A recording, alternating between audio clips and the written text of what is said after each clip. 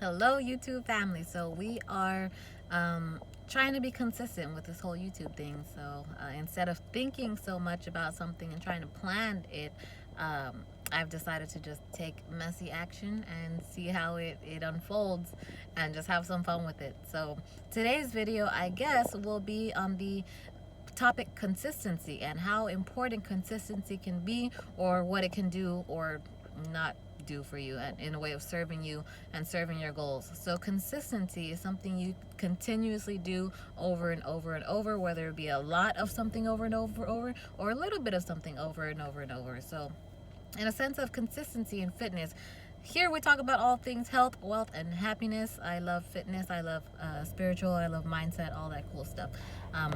So with consistency and fitness, I am a health and nutrition coach, a health and wellness coach, and I talk about my favorite phrase to use is little by little becomes a lot. And what I use is, it's like a something proverb.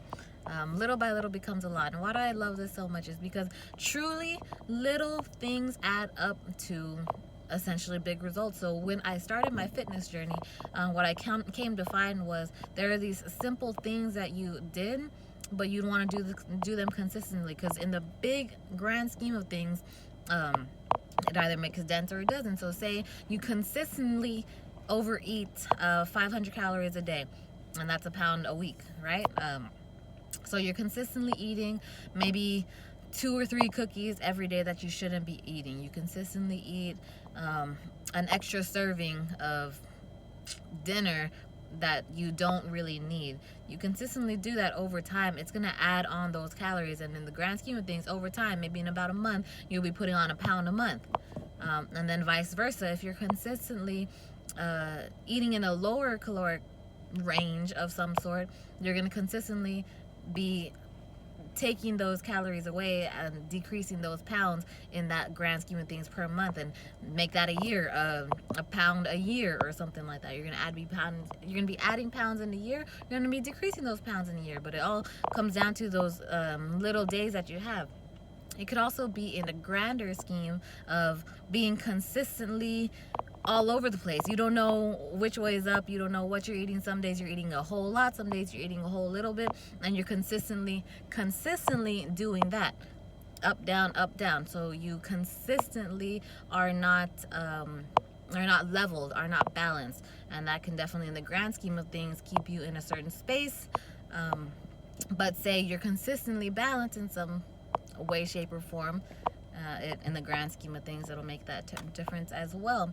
So just a consistency in any sense can not make or break you, but serve you in ways that can be valuable, and not serve you in ways that can be valuable. So deciding on those choices that you make on a day-to-day basis, those choices that you make on a moment-to-moment basis, and how you choose to move forward is, I think, the most fun.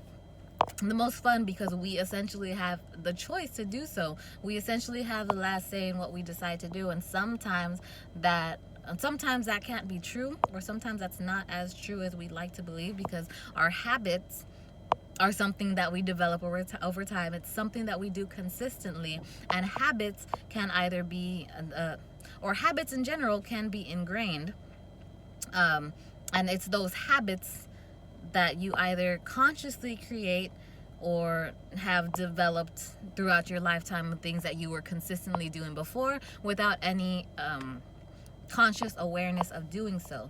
So how do you change a habit? How do you consistently do something? Is you have conscious awareness of it first.